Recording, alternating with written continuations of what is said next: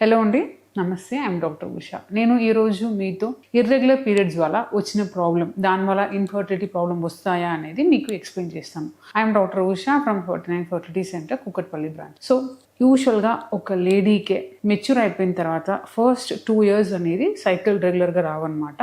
Like cycle రెగ్యులర్గా వస్తే కూడా కొంచెం పీరియడ్ ఎక్కువ రోజు రావచ్చు, ఎక్కువ బ్లీడింగ్ అవ్వచ్చు. అండ్ దెన్ మంత్లీ రావు, 2 months ఒకసారి, 3 months ఒకసారి అట్లా వస్తుంది అనమాట. ఎందుకంటే మెచ్యూర్ అయిపోయిన తర్వాత ఫస్ట్ ఒక 2 years అనేది ఆ సిస్టమ్ అనేది మెచ్యూర్గా ఉండవు. 2 years తర్వాత యూజువల్గా కరెక్ట్గా సైకిల్ రావాలి. లైక్ ఎవ్రీ 30 days ఒక్కసారి అయినా, ఆర్ లైక్ 28 days ఒకసారి అయినా, 40 days ఒకసారి అట్లా రెగ్యులర్గా రావాలి అనమాట. సో అట్లా సైకిల్ రెగ్యులర్గా వస్తే కరెక్ట్ టైంకే మీకు ఎగ్ అనేది రిలీజ్ అవుతుంది అని అర్థం అనమాట. ఇన్ కేస్ మీకు పీరియడ్ సరిగా రాలేదు, కరెక్ట్గా రాలేదు, లైక్ తొందరగా వస్తుంది, లేట్గా 2 months 3 months ఒకసారి వస్తుంది, బ్లీడింగ్ ఎక్కువ అవ్వట్లేదు అంటే సో రీజన్ ఏంటి, దీనివల్ల ఏం ప్రాబ్లం వస్తున్నాయి, దీనికి ట్రీట్మెంట్ ఏంటి అనేది నేను ఇప్పుడు మాట్లాడతాను. సో ఇప్పుడు మీకు ఫర్ ఎగ్జాంపుల్, ఇప్పుడు మీకు ఇన్ఫెక్షన్ ఏదైనా ఉంటే, గర్భసంచిలో ఏదైనా ప్రాబ్లం ఉంటే, ట్యూబ్లో ఏదైనా ప్రాబ్లం ఉంటే, అగైన్ అండాశయం ఎక్కడైనా మీకు ప్రాబ్లం ఉంటే మీకు డేట్ అనేది కరెక్ట్గా రావన్నమాట. సో 30 days అంటే ఫస్ట్ 15 days లో ఒక ఎగ్ అనేది సెలెక్ట్ అయ్యి మీకు యూజువల్గా 14th day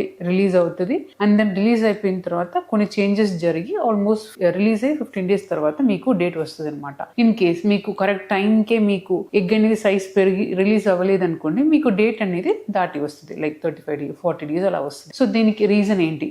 ఫర్ ఎగ్జాంపుల్, ఇప్పుడు అండాశయలో PCOS ఉన్నాయి. PCOS అంటే నంబర్ ఆఫ్ ఎగ్స్ అనేది ఎక్కువ ఉంటుంది. ఇప్పుడు PCOS లో ప్రాబ్లం ఏంటంటే వాళ్ళకి కరెక్ట్ టైంకి ఎగ్ అనేది సైజ్ పెరిగి రిలీజ్ అవ్వదు అనమాట. సో దానివల్ల వాళ్ళకి కరెక్ట్గా టైంకి డేట్ కూడా రావు. సో కరెక్ట్ టైంకి ఎగ్ రిలీజ్ అవ్వలేదు, ఎగ్ సైజ్ పెరగలేదు కాబట్టి వాళ్ళకి ఛాన్స్ ఆఫ్ కన్సెప్షన్ అనేది తక్కువ అయిపోతుంది. ఇది ఒకటి. And then number of eggs తక్కువ ఉంటే కూడా వాళ్ళకి ఏమవుతుంది అంటే లైక్ సైకిల్ అనేది ముందే వచ్చేస్తుంది అనమాట. లైక్ 20 days ఒకసారి, 25 days ఒకసారి అట్లా మీకు సైకిల్ ముందే వచ్చేస్తుంది. సో అప్పుడు కూడా మీకు కరెక్ట్గా ఏ టైంకి ఎగ్ రిలీజ్ అవుతుంది అనేది మీరు క్యాల్కులేట్ చేయలేకపోతారు. దానివల్ల కూడా మీకు ఇన్ఫర్టిలిటీ ప్రాబ్లం రావడానికి ఛాన్సెస్ ఉన్నాయి. అండ్ దెన్ మీకు గర్భసంచిలో ఫైబ్రాయిడ్ ప్రాబ్లం ఉన్నప్పుడు మీకు యూజువల్గా ఇర్రెగ్యులర్ సైకిల్స్ వస్తుంది. ఇర్రెగ్యులర్ సైకిల్ అంటే యూజువల్గా 10 days ఒకసారి, 20 days ఒకసారి, ఆర్ లైక్ సైకిల్ వస్తే కూడా చాలా బ్లీడింగ్ ఉంటుంది. అండ్ దెన్ కడుపు నొప్పి ఉంటుంది అనమాట. ఇట్లా కొన్ని సిమ్టమ్స్ ఉండొచ్చు. అండ్ దెన్ గర్భసంచిలో ఏదైనా ఇన్ఫెక్షన్ ఉంటే కూడా మీకు డేట్ అనేది కరెక్ట్గా రావు. కరెక్ట్గా వస్తే కూడా ఈ మధ్యలో కూడా మీకు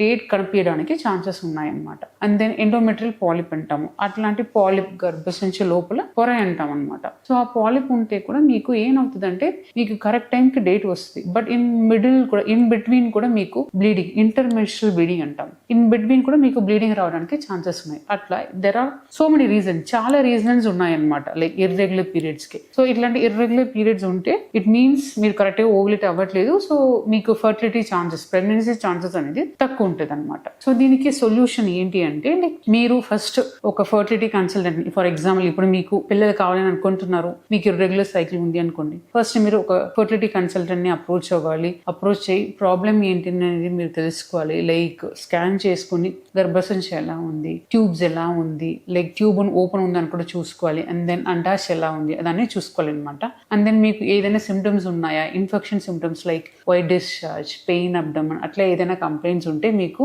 పర్స్పెక్యులమ్ ఎగ్జామినేషన్ చేసుకోవాలి. ఇదన్నీ చేసుకుని స్కాన్ లో ఏం ప్రాబ్లం ఉన్నాయో, ఫర్ ఎగ్జాంపుల్ PCOS ఉంటే దానికి సెపరేట్ ట్రీట్మెంట్ ఉంటాయి. అండ్ దెన్ ఇన్ కేస్ మీకు ఫైబ్రాయిడ్ ఉంటే ఫైబ్రాయిడ్ లొకేషన్ బట్టి మీకు ట్రీట్మెంట్ ఉంటుంది. అండ్ దెన్ మీకు ఇన్ఫెక్షన్ ఉంటే infection A type of infection అదన్నీ చూసుకుని మీకు యాంటీబయాటిక్ కోర్స్ ఉంటుంది అనమాట.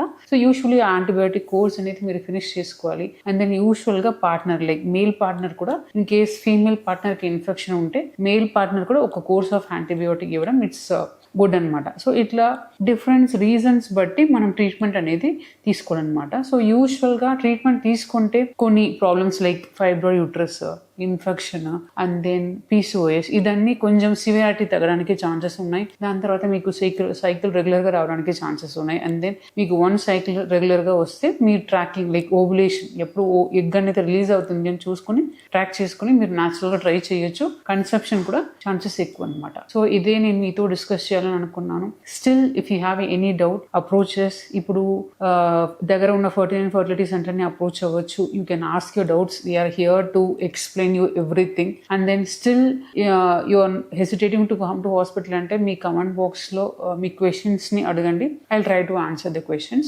ఇదే నేను మీతో మాట్లాడాలని అనుకున్నాను. Thank you.